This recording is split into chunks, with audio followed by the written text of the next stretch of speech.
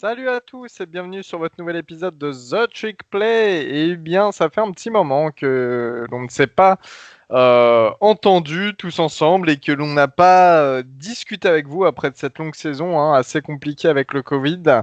On le reconnaît. En tout cas, on espère que vous avez apprécié la dernière interview de Jordan Avicet, donc notre Français qui joue en NCAA du côté de Buffalo. Pour ceux qui ne l'ont pas écouté ou qui ne l'ont pas vu sur YouTube, surtout c'est encore mieux sur YouTube, n'hésitez pas à aller voir ceci. Aujourd'hui, au menu, nos tops et nos flops de la saison. Nous avons Baptiste d'Oklahoma State, bien entendu. Nous avons Robin d'Oregon. Nous avons Guillaume de Florida. Et nous avons Augustin de Notre-Dame. Et moi-même, Elio de Maryland. On va démarrer tout de suite avec toi, Augustin. Quel top as-tu pour cette saison? Commençons par le commencement. Finalement, on a eu une saison de college football, donc ça serait ça mon top. Le fait qu'on ait eu une saison, donc voilà, il faut se satisfaire du nécessaire. Euh, C'était c'est mal parti c'est vrai qu'il y a un peu avec. moins d'un an, on était quand même assez flippé là-dessus. C'est vrai. On en flippait parce que UConn, après avoir quitté sa conférence, a décidé d'annuler sa saison alors que c'était un programme FBS, UConn. Il me semble que c'était en août. Et après, il y a la MAC dans la foulée qui avait décidé du coup de suivre la même voie et de reporter sa saison au printemps dans un second temps. Et il y avait quand même un pessimisme, on va dire, ambiant chez quelques facs du Power 5 comme la Pac-12 ou la Big Ten qui ont annulé dans un premier temps leur saison. Mais les autres conférences, dont la Big 12, la SEC et l'ACC, notamment sous l'impulsion de Notre-Dame, mon équipe, ont fait le forcing pour jouer et finalement on a une saison. Donc certes, la saison a commencé pour ces grosses équipes un peu plus tard. Quand je dis un peu plus tard, c'est que certaines équipes de la Sun Belt ont joué début septembre, les Texas State, Appalachian State, etc. Et voilà, on a finalement une saison et je pense on est très contents nous tous aujourd'hui parce qu'on aurait fait la gueule si on n'en avait pas eu une. Augustin, d'ailleurs, en parlant de cette saison, donc on n'a pas eu le droit qu'au Power 5, on a eu aussi le Group of Five qui a donc participé à la saison sous Covid. Et justement, ça a permis, je trouve, au Group of Five de bien s'être illustré cette année. Qu'est-ce que t'en penses, toi?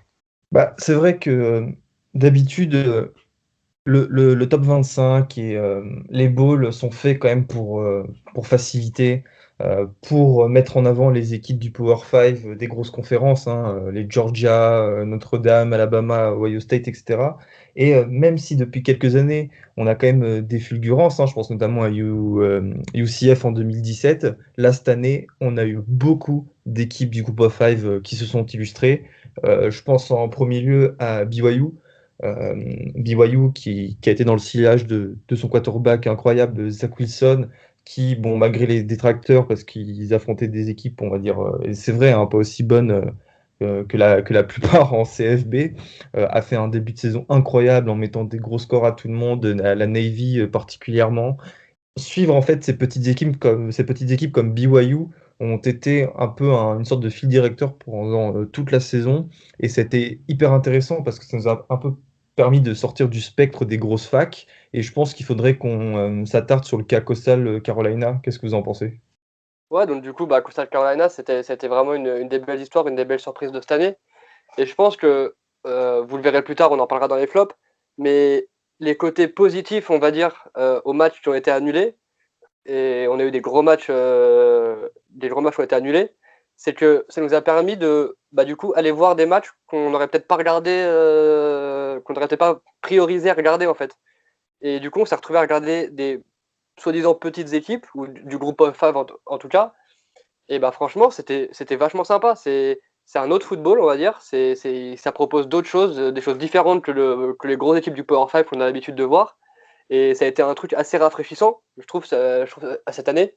Et ouais, vous les avez dit, les équipes, hein, des équipes comme Coastal Carolina, BYU. Moi, j'ai pu regarder un petit peu.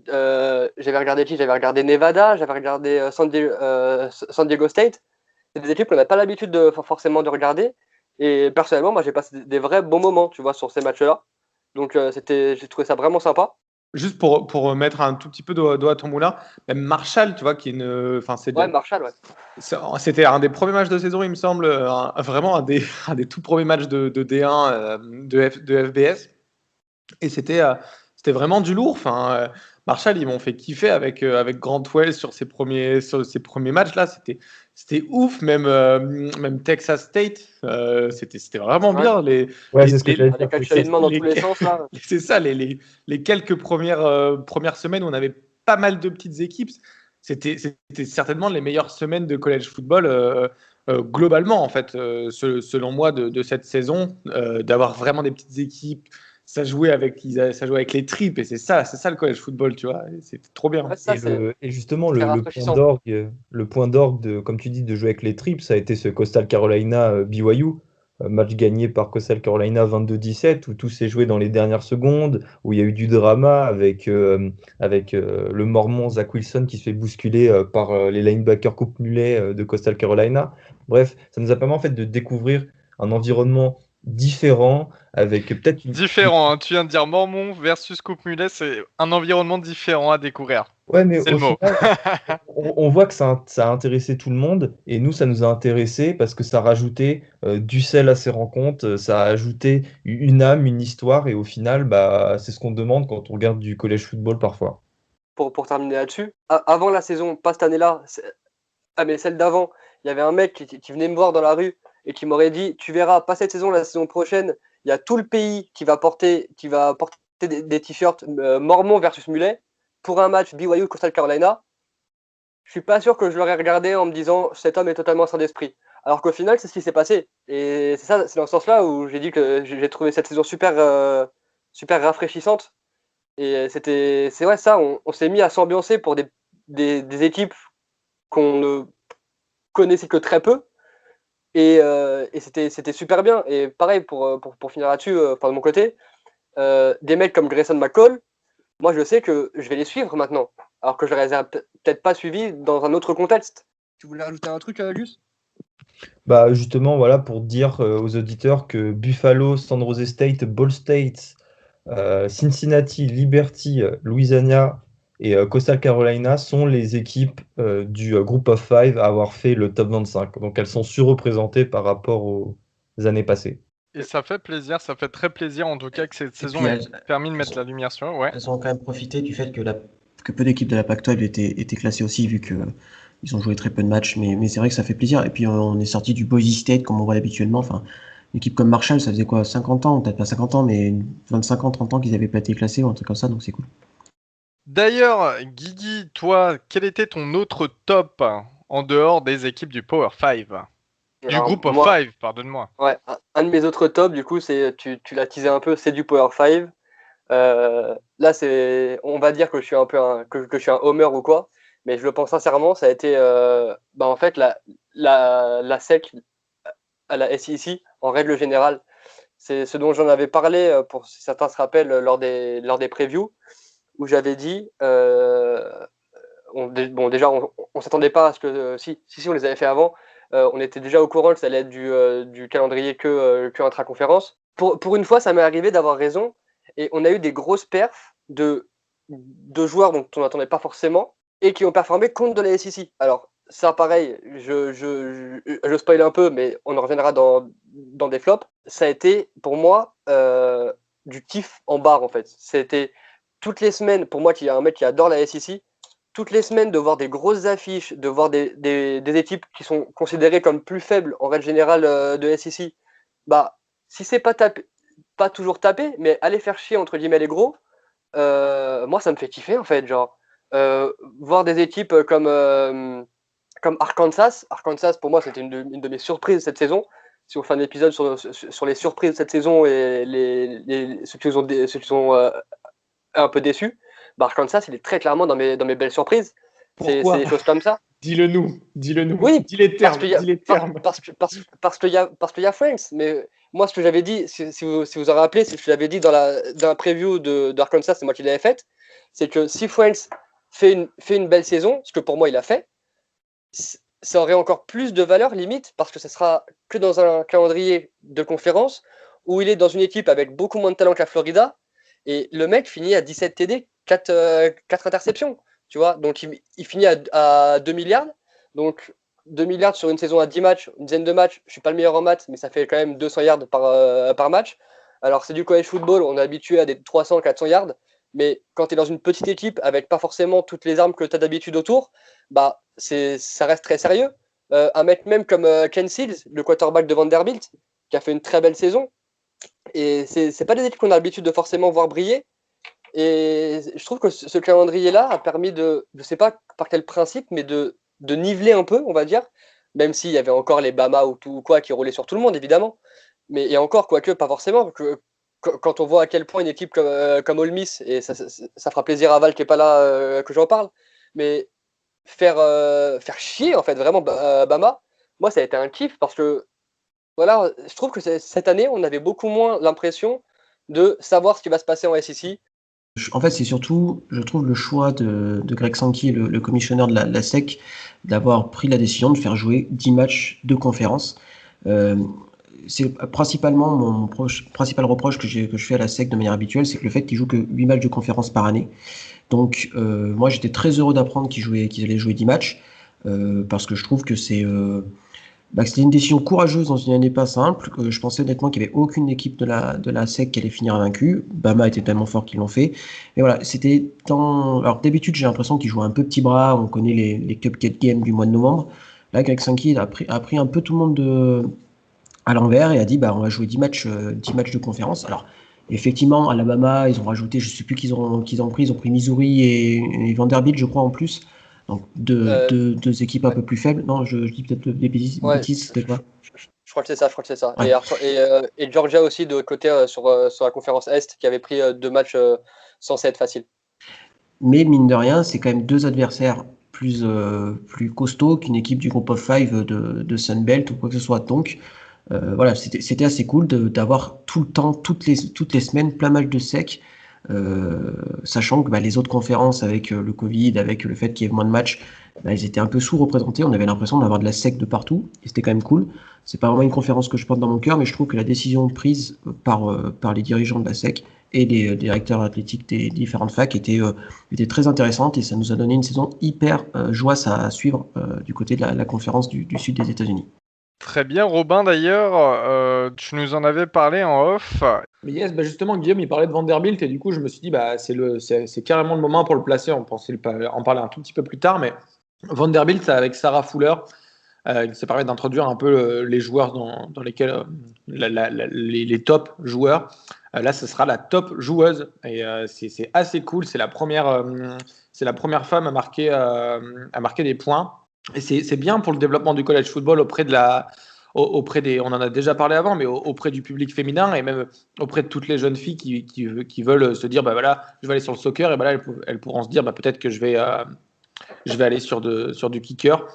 Assez fou de se dire voilà, et de se dire, voilà, c'est la première femme à marquer des points en Power 5 et c'est une première, c'est fait l'histoire. Et 2020, je trouve que c'était une année assez historique, un peu sur tout ce qui est un peu question sociale en CFB. Ouais. Et je ne sais pas si on va en parler.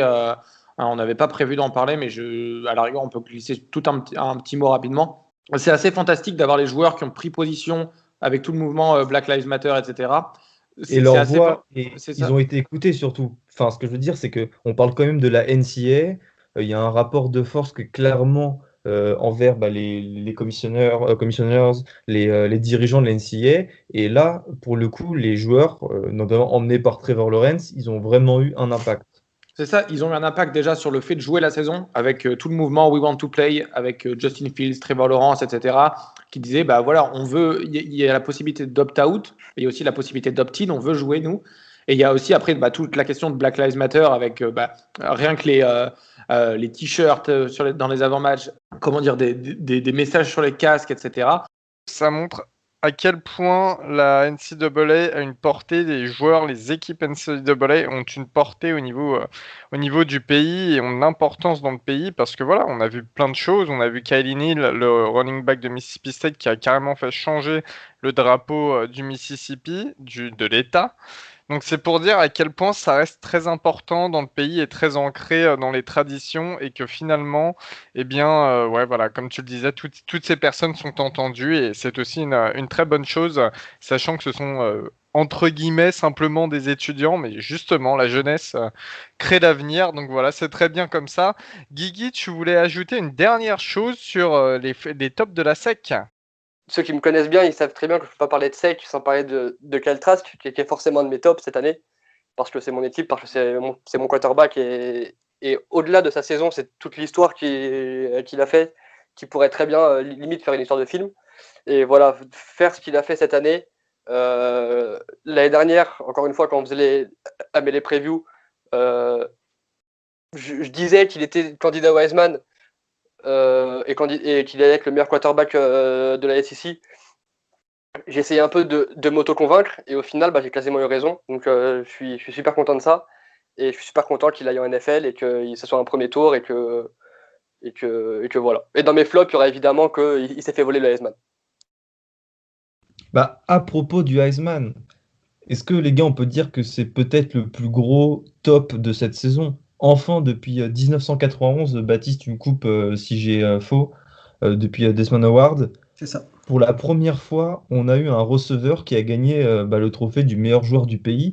Ça a toujours été des running backs, des quarterbacks. Bon, ça n'a jamais été quasiment des défenseurs, mais voilà, on a eu un receveur en la personne de Devonta Smith en tant qu'Iceman qui a fait une saison incroyable sur tous les points. Des matchs à 3-4 touchdowns à chaque fois, à plus de 200 yards. Sa finale, il fait 215 yards en une mi-temps. Il a éclaboussé, je pense, le CFB de son talent et il a été un petit peu, je pense, le Iceman unanime, mais c'est pas le cas tous les ans. Et voilà, ça fait partie en fait de toute cette vague de fraîcheur sur la NCAA, le Group of Five, ce dont on a parlé juste avant, et ce prix qui est le Iceman, qui a été décerné à un poste qui n'avait pas trop l'habitude de l'avoir. C'est un top global avec Devonta Smith, mais les receveurs, le corps réceptionnaire, désolé, c'est mal dit, mais receveur tight end, c'est une vraie cuvée cette année. On a eu le droit à des dingueries, mais des dingueries. On a eu le droit à du Ty Freifogel qui a vraiment explosé cette année. On a Kyle Pitts, Guillaume certainement en parlera mieux, mais Kyle Pitts qui fait une saison de dingue. Il était dans le top 10 du Iceman. Ça arrive pas souvent qu'un tight end soit là. On a Devonta Smith évidemment, on avait du Jalen Waddell à l'époque, on a des receveurs du talent, de talent. L'année dernière, on était tous en train de s'extasier sur la classe de corps réceptionnaire, comme tu as dit, de la classe de draft. Mais cette année, j'ai l'impression que c'est limite encore au-dessus, en fait. C'est impressionnant. Parce que quand tu regardes 2 secondes, Smith, Waddle, on n'a même pas eu Jamar Chase, en fait, cette année, du coup. Kyle Pitts, Kadarius Toney qui est en train de monter dans les drafts, Elijah Moore, même le petit frère Sam Brown. Enfin, c'est affolant en fait. T'as l'impression que chaque année, en ce moment, on pourra pas faire mieux en tant que receveur. Et derrière, t'as 4, 5, 6, 7, 8 mecs qui arrivent et qui te sortent des saisons quasiment all-time. Donc, c'est trop bien en fait. C'est juste trop bien. Mais voilà, encore une fois, ça induit un flop. Mais surtout, comme le disait Guigui, à toute échelle de la draft, on peut trouver de superbes receveurs. Je pense notamment à des gens qui sont un peu moins évalués, comme Elijah Moore, parce qu'il est plutôt slot receveur, mais qui est quand même à 1193 yards cette année. On aura franchement, au niveau de la draft, je pense qu'à un peu comme la saison dernière, tout aussi profond en tout cas, mais on aura un très bon receveur à quasiment chaque tour. Et je pense à des gens qui descendront, des Jalen Darden, des Dax Mine, des Tylan Wallace, qui bizarrement sera un petit peu plus bas que ce qu'on prévoyait. Donc voilà, vraiment, ça a été une grosse saison au niveau des receveurs. Quasiment chaque équipe avait un receveur référence. Et ça s'est montré. Et puis d'ailleurs, justement, il faut en parler des flops. On va démarrer ces flops tout de suite avec la défense. Et toi, Augustin, tu as trouvé bien que les défenses cette année n'étaient pas forcément au rendez-vous. Exact. Certes, les attaquants, les receveurs et les running backs ont été exceptionnels, mais il faut avouer, et je pense que ça relève de la bonne foi, de dire que leur travail, leurs yards gagnés ont été aussi le fait des défenses. Je pense que le point la personne qui représente le mieux ce que je viens de dire, ça a été Shaun Wade cette année, qui a littéralement sombré, alors qu'il était quand même annoncé comme étant un des meilleurs défenseurs du pays. Mais bref, si je remets ça Catastrophe, hein. dans un contexte plus général, c'est ouais, toutes les équipes cette année ont mis 10 à 15 points de plus. Je pense notamment à Bama qui a inscrit 50 points par match en moyenne. Là, par exemple, j'ai sous les yeux Florida, c'est passé de 30 points par match à 39. Mississippi, Ole Miss de 25 à 39. Kent State de 29 à 50. Enfin, voilà quoi, c'est juste quelques exemples. Mais si on regarde bien sur les 130 équipes de FBS, donc de Division 1, toutes les équipes ont augmenté de presque 10 points, sauf Baylor, hein. Baptiste, c'est la petite pique gratuite. Contre Baylor, t'apprécieras. Mais toutes les équipes ont mis des points, et ça, c'est parce que les défenses, elles étaient aux abois. Parfois, c'était cool, ça nous donnait des matchs ultra offensifs qui étaient hyper intéressants parce que c'était des mano à mano entre les attaques, et quand les attaques sont très performantes, c'est agréable. Je pense notamment à Florida LSU ou à Ole Miss Alabama, mais parfois, ça devenait quand même vachement chiant parce que le football américain, c'est pas que l'attaque, c'est aussi la défense. Donc voilà, c'est mon flop cette année. Et d'ailleurs, hein, ça se ressent. Alors encore une fois, on va pas, ça peut pas devenir une référence la draft parce que voilà, tout le monde ne peut pas se présenter à la draft, mais ça se ressent quand même sur les boards cette année en draft pour les connaisseurs NFL. D'ailleurs, au niveau des flops, eh bien, il y a aussi eu pas mal de joueurs qui manquaient finalement, car les joueurs pouvaient. Alors, ce qui s'est passé cette année, c'est que les joueurs pouvaient avoir une année d'éligibilité supplémentaire gratuite à cause du Covid. Et oula, je me suis étouffé. Et notamment, les joueurs pouvaient sauter cette année, c'est-à-dire ne pas y participer pour éviter d'attraper le Covid. Alors certains l'ont utilisé pour mieux se préparer vers la draft, car ils avaient déjà un haut classement, on va dire ça honnêtement. Qu'est-ce que vous avez pensé de ces opt-out? Je sais que ça a fait pas mal jaser, sincèrement, et grincer des dents, et notamment parmi nous. Guigui, toi, t'as pas trop apprécié les opt-out. Alors, c'est pas que j'ai pas forcément apprécié, c'est plus que parce que en soi, tu peux comprendre la réaction des joueurs ou le fond de pensée des joueurs derrière ça. Encore une fois, c'est leur droit. On leur a donné ce droit-là et certains l'ont exercé, certains d'autres non. C'est très, très individuel, c'est du cas par cas. Mais j'ai trouvé ça dommage, en vrai. J'ai trouvé ça dommage pour la saison, déjà, pour nous. Parce qu'il y a des gros joueurs qu'on n'a pas pu voir, hein. Je pense, moi, j'ai le cas en tête de Parsons, le linebacker de Penn State. Alors, ok, Penn State fait une saison éclatée. Penny Swell aussi, qui a un Oui, peu de Penny draft. Sewell aussi. Grégory Rousseau, si j'ai pas de bêtises aussi, par exemple. Donc, tu vois, Ouais, c'est des mecs comme, Rousseau mecs comme d'ailleurs, ça. ça l'a fait chuter hein, dans les tableaux de draft de ne pas avoir participé cette Ouais, année, bah, tandis que Miami le faisait. ça se comprend, tu vois, et même dans une moindre mesure. Mais je pense que Penny Sewell, ça va le faire. S'il sort du top 5, Bah, là, il y a tu des mecs tu m'aurais dit. qui mettent Ouais, Slater devant lui sur les mock drafts. ouais, moi je l'ai vu tomber jusqu'à en 10 dans certaines mock drafts. Genre, tu m'aurais dit la saison dernière, fin de saison dernière, genre janvier dernier par exemple, voilà, il y a pile un an, que Penny Sewell sortait du top 3, je t'aurais fait d'accord, vas-y, va boire un coup, ça ira mieux après, tu vois. Là maintenant, si Sewell sort du top 3, bah je te dis ouais, c'est fort possible en fait, tu vois. Mais bon, enfin ça encore, c'est un autre problème, c'est un problème d'évaluation, c'est un problème de plein de choses. Mais voilà, moi je trouvais ça dommage pour nous parce que ça nous a privés en quelque sorte d'énormes joueurs, d'énormes spectacles aussi, hein, parce que enfin, je dis pas que là, pour reprendre l'exemple de Parsons, parce que pour moi c'est le plus flagrant.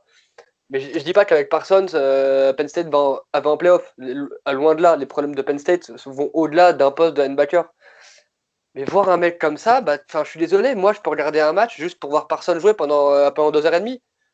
Que là, sans Parsons, bah, pour me faire mettre un match de Penn State, fallait un bon lobbying, hein. Et tu vois, c'est plein de choses comme ça. Je pense aussi à. Et après, on a eu l'autre truc, c'est des mecs qui opt-out, opt-in, re-opt-out, re-opt-in. Chacun a des citants à un moment, tu vois. Et là, j'ai l'exemple de. Bateman, pardon. Ouais, par exemple, ou même Rondell Moore, tu vois. Tu sais, ça donne lieu à des trucs après.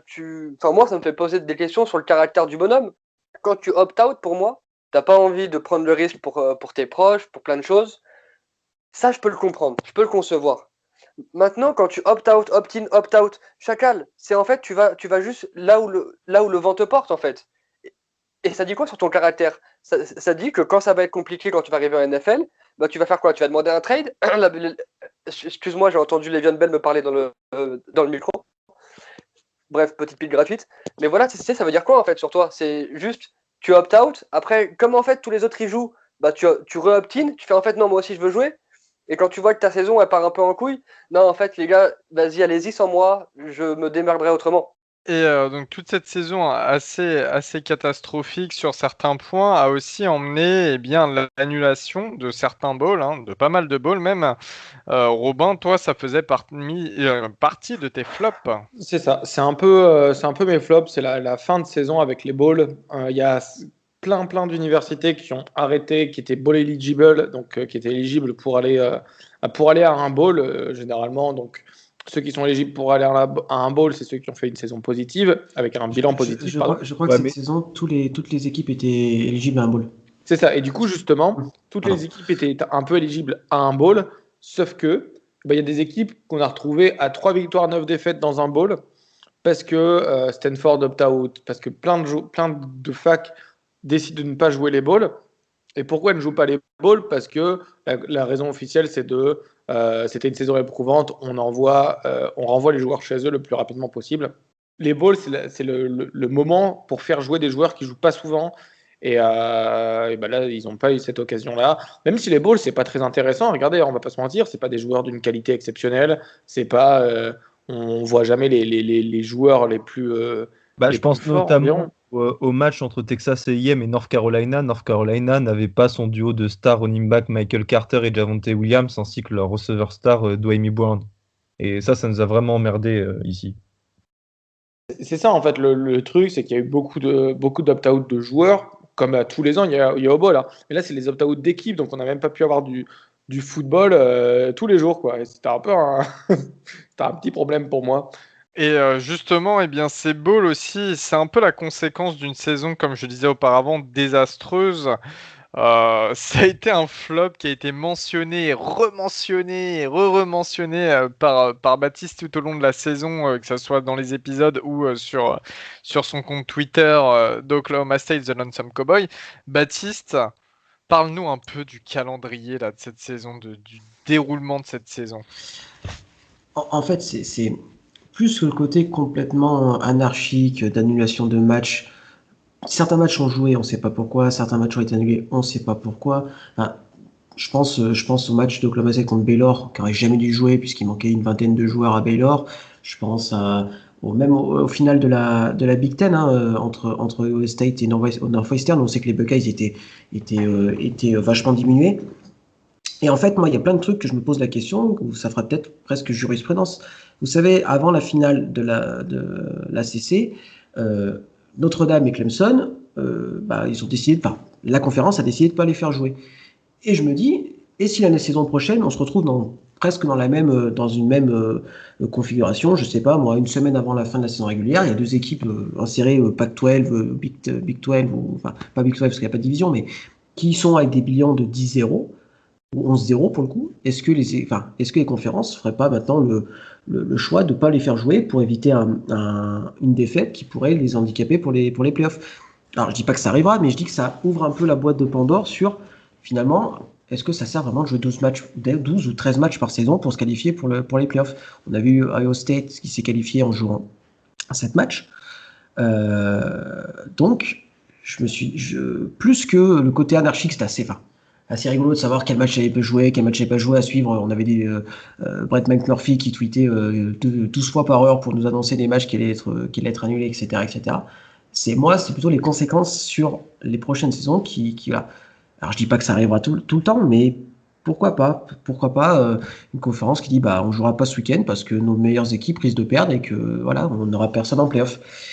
Bon, après ça va avec là c'est plus un coup de gueule global sur où est-ce que va le college football, mais là c'est pas vraiment pendant cette émission pour en discuter, c'est plutôt l'avenir du sport en général qui a tendance à se transformer petit à petit en espèce de NFL bis. Alors tant mieux pour ceux qui adorent la NFL, mais l'intérêt quand même du college football, c'est de proposer un produit assez différent, le même sport, on est d'accord que la NFL, mais un produit différent avec un côté un peu plus régional que la NFL qui est en train de se perdre petit à petit. Un Donc, peu bref, moins aseptisé, si je peux me permettre. ouais, un petit peu moins aseptisé, et puis plus sur les rivalités, plus sur les choses régionales. Alors, je dis pas qu'en NFL, il n'y a pas de rivalité, c'est pas du tout ce que je veux dire, mais elles sont quand même un degré en dessous. Alors, je sais que, Elio, tu détestes les Falcons, on est d'accord, mais en termes d'historique, etc., on n'est pas sur le même niveau, quoi. Donc voilà, donc c'est plus ce côté complètement aléatoire de la saison. En plus, on rajoute à ça la Big Ten qui prépare un calendrier de retour. Il change. Au départ, il fallait avoir 6 matchs pour se qualifier, jouer 6 matchs pour se qualifier pour la finale de la conférence. Mais comme les Buckeyes n'avaient pas joué 6 matchs, et du coup, ils ont changé ça. Il fallait 17 jours, 21 jours de confinement pour pouvoir rejouer. Bah, ils ont changé ça pour que les joueurs des Buckeyes jouent. En fait, ce côté, on fait des règles, on les fait sauter quand ça nous arrange. Ça montre encore que la santé des joueurs et le fait, encore une fois, qu'ils ne sont pas payés pour faire ce qu'ils font, bah, ça passe après la réalité de l'argent. Et c'est un peu ça que je regrette. Alors, c'est peut-être mon côté communiste et révolution d'octobre 17 Alors, qui on parle. en parlera plus Mais, dans un autre épisode sur mais mine de rien, en fait, ça fait un parallèle avec les opt-out qu'on en parlait tout à l'heure. Moi, je trouve que c'est très bien qu'il y ait beaucoup de joueurs qui ont dit on jouera pas, parce que c'est peut-être leur seul moyen de pression qu'ils ont par rapport à la NCAA de manière globale. Alors maintenant, ça avait évolué parce qu'ils risquent de pouvoir toucher de l'argent sur leur droit à l'image. Mais en tout cas, moi, ça me dérange pas par exemple, un Sewell de Oregon, pour parler à Rob, décide de pas jouer cette année parce qu'il est joué pour rien du tout. Au pire, se péter les ligaments et reculer de 3 tours à la draft. Mais voilà, enfin, au bout d'un moment, il faut savoir que ces joueurs-là, ils jouent en college football pour accéder à la NFL. C'est quand même leur objectif premier. Et si louper 6 matchs leur permet d'accéder à la NFL, bah, ils vont louper 6 matchs, quoi. Donc, bref, je reviens sur mon point de départ. Ouais, vas-y. Sa saison était complètement aléatoire et à suivre, c'était un peu pénible. Et j'ai peur que ça fasse des petits pour les saisons qui suivent. Et moi, Voilà. j'ajouterais par rapport à ça 30 secondes que en fait, ce qui s'est passé cette année, c'est un peu le modèle de la NCAA. Je parle sur le côté un peu décentralisé, si je peux m'exprimer ainsi. Euh, Chaque conférence a un pouvoir énorme et on a vu qu'il y avait peut-être un manque d'unité avec toute cette conférence et que la NCAA n'avait pas assez de pouvoir sur ces conférences. Donc toi, quand tu dis qu'il y a des conférences qui décident de jouer 3 mois après les autres, d'autres qui imposent des conditions démentielles pendant que d'autres n'en imposent pas du tout, il y a eu un manque de cohérence, je trouve, entre toutes ces conférences, ce qui a rendu en fait un produit quand même difficile à digérer, j'ai envie de dire. Et je pense que tu parlais de boîte de Pandore, ça peut peut-être ouvrir à l'avenir une sorte d'unification des règles, une sorte d'unification des règles relatives aux annulations de matchs, aux protocoles sanitaires par exemple. Et j'espère que cette saison elle aura un impact en ce sens. En tout cas, cette saison donc, qui a été très particulière, hein, je pense qu'on a été beaucoup à ne pas l'apprécier. Je pense qu'on a aussi un peu les craintes de Baptiste de la continuité que ça peut prendre au niveau de l'échelon hiérarchique de la NCAA. Il y a aussi, en parlant de ça, eu pas mal d'autres choses qui ont fait jaser un peu à l'échelon hiérarchique, on va dire. C'est le comité. Le comité, son classement, son top 25 et les playoffs qui ont été sélectionnés par le comité. Donc Baptiste en parlait, notamment par exemple Ohio State, qui avec seulement 5 matchs cette année ont pu aller en playoff. Guigui, je sais que toi, tu as beaucoup de soucis avec ce comité quand même. Et cette année, Alors, ça n'a pas dérogé à la règle. beaucoup de soucis avec le comité, c'est un bien grand mot. Maintenant, j'ai juste trouvé ce comité pas équitable en fait. On en a parlé toute la saison, donc je vais revenir assez rapidement dessus. Mais faire rentrer des équipes comme Ohio State, alors je sais qu'intrinsèquement ils ont le niveau, que tout ce que tu veux, mais tu peux pas mettre sur un pied d'égalité Ohio State avec leurs 5 ou 6 matchs à tout péter, et qui sont invaincus du coup, avec une équipe, je sais pas, comme Texas A&M qui a joué 10 matchs en SEC, qui finit à 9-1 si je dis pas de bêtises. Tu peux pas me dire de façon très honnête, et on a eu cette discussion déjà, quand on a eu l'info où je sais plus quel membre du comité avait dit que si Ohio State était en playoff, c'était pas sur les matchs qu'ils ont joué. Mais chacun, c'est sur quoi alors en fait? Enfin, c'est le but. Le but, tu as un boulot. Ton boulot, c'est de mettre 4 équipes qui méritent le plus en play-off. On te demande pas de nous raconter ta France, on te demande. Enfin, c'est ça que j'ai trouvé saoulant en fait. On te demande de mettre les 4 meilleures équipes qui méritent le plus. À l'heure actuelle, cette année, pour moi, les 4 meilleures équipes et qui méritent le plus d'aller en play-off n'ont pas été celles qui sont allées en play-off. Je vais couper court tout de suite au van sur Twitter ou quoi. Florida n'a pas sa place en play-off. Ça, au moins, c'est dit, c'est fait. On prendra pas la tête là-dessus. Mais voilà, j'ai juste trouvé ça pas équitable. J'ai trouvé les écarts de jugement vraiment pas équitables parce que voilà, encore une fois, tu peux pas me dire qu'une équipe qui a fait 6 matchs, qui a joué contre les Ogres de Créteil et je sais pas qui là, qui ont même pas gagné. En plus, Ohio State, tu vois, je prends cet exemple-là parce que moi c'est le plus parlant et c'est peut-être celui qui parlera plus aux gens. Mais c'est pas comme si Ohio State ils avaient roulé sur les 5 ou 6 matchs qu'ils ont joué. Genre, les mecs étaient en seconde et tu voyais qu'ils ont gardé sous le coude. Non, il y a des matchs comme Indiana où ils en ont chié des bulles carrées, tu vois. Excusez-moi pour mon langage. Mais ils ont galéré, ils n'ont pas été clean de la saison. Leur défense, on aurait dit celle de Florida, c'était la nôtre, c'était n'importe quoi. Leur attaque, c'était bien sans être excellent. Enfin voilà, c'est juste ça. Pour moi, ça reste un flop parce que à partir du moment où il n'y a pas une certaine justice dans ce truc-là, et je sais, tous les ans, on aura le même discours parce qu'il y aura forcément une équipe ou deux qui sera laissée sur le bas-côté alors qu'ils auraient pu y aller. Tous les ans, en demi-finale, on va avoir un blowout et ça va dire ah bah tu vois, lui, il aurait mérité, il aurait fait mieux. Je suis le premier à le faire, je suis le premier à dire ça sans savoir parce que du coup, l'autre match, eh ben, on l'a pas eu. Hein, c'est le principe. Mais voilà, c'est tout ce côté, en fait, juste pas juste. Tu sais, ça fait un peu enfant de dire ça, mais j'ai trouvé, et ça a été un peu tout le long de la saison, ce comité pas juste. Après, je sais pas si quelqu'un a un mot à dire là-dessus, mais voilà. Hein, d'ici 4 ans, il y aura 95 équipes qualifiées pour les playoffs, donc on n'aura plus sur le comité qui sélectionne les mauvaises La équipes. March Madness, let's go. Non, mais moi, je suis pour des playoffs à 16 ans. Et le vrai problème, c'est qu'en fait, déjà, en France, on est des râleurs finis. Alors, même à 16, on gueulera parce que le 17 et le 18 auraient eu leur place. Aux États-Unis, j'ai l'impression que commence à devenir un peu pareil. Donc, ça, s'ils pouvaient prendre un peu moins ce côté des Français, ça me va très bien. Mais voilà, il y aura toujours moyen de râler. Regarde la March Madness au basket.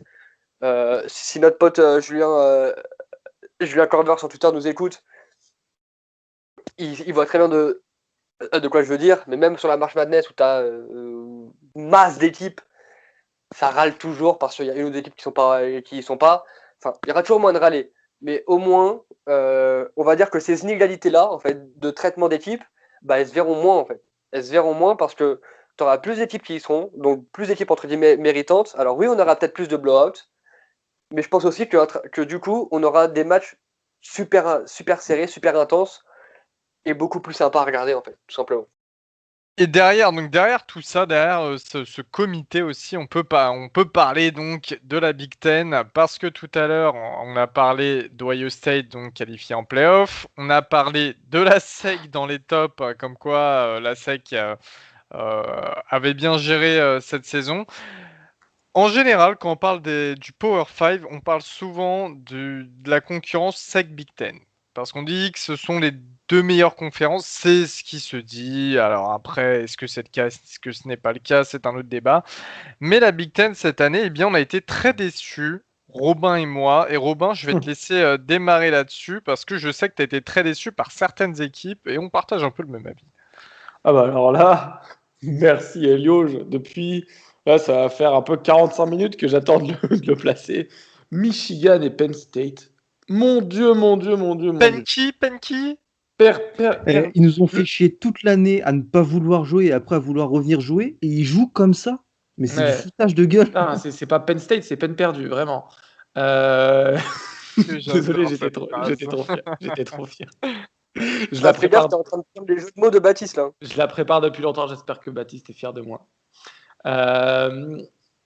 Mais non, Penn State est vraiment horrible à voir jouer. C'est un scandale. On a Hamler qui a fait quelques. Non, c'était pas Hamler, c'est Dodson, pardon. C'est Dodson qui a montré quelques bribes, Mais à part ça, c'était horrible, horrible. Je comprends que Micah Parsons, il s'est dit qu'il allait opt-out parce que il savait que l'équipe allait être nulle.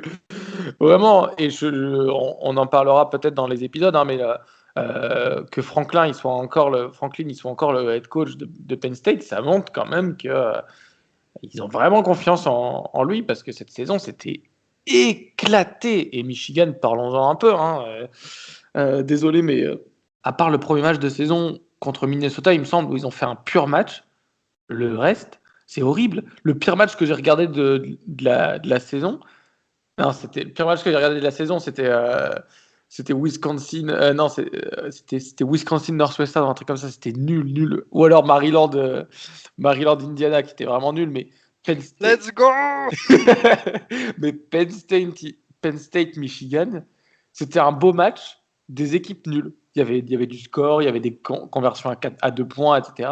Mais c'était un match des équipes nulles. Et c'est chaud à dire de dire que ces programmes, d'habitude qui sont excellents dans le top 25, dans le top 10, sont au fond du trou dans la Big Ten, quoi. Et là, pour le coup, c'est des équipes comme Northwestern ou Indiana qui n'étaient pas du tout destinées à jouer les premiers rôles, qui ont joué les premiers rôles justement. Non, mais je pense que ça a bien mis en relief le fait que les problèmes étaient quand même très profonds depuis un moment chez Michigan et on savait que ça allait péter tôt ou tard et que ça allait se voir réellement. Chez Penn State, on s'attendait à mieux, mais bon, ils ont quand même eu quelques petits opt-out, comme tu l'as dit. En dehors de ça, ils avaient une équipe qui était là pour conquérir tout de même. Ça s'est pas fait. Bon, James Franklin, faut se poser des questions. Wisconsin aussi, qui était très attendu. Wisconsin qui fait une très mauvaise saison. Alors, je vous donne les prédictions hein, des Le médias premier match, Big on aurait Ten. dit, juste Elio, le premier match de Wisconsin, on aurait dit qu'ils allaient battre Alabama. C'était Ouais. vraiment des dieux, ils ont roulé sur tout le monde et le reste. Ouais. De ouf. Non, mais de ouf. Alors, je vous donne juste les prédictions des médias Big Ten en début de saison. Quand même, le top 3 de la Big Ten East, c'était Ohio State, Penn State, Michigan. Et le top 3 de la Big Ten West, c'était Wisconsin, Minnesota, Iowa. Alors, en Big Ten Est, on s'est retrouvé au final, en fin de saison, avec Ohio State en premier, Indiana en deuxième, Penn State en troisième.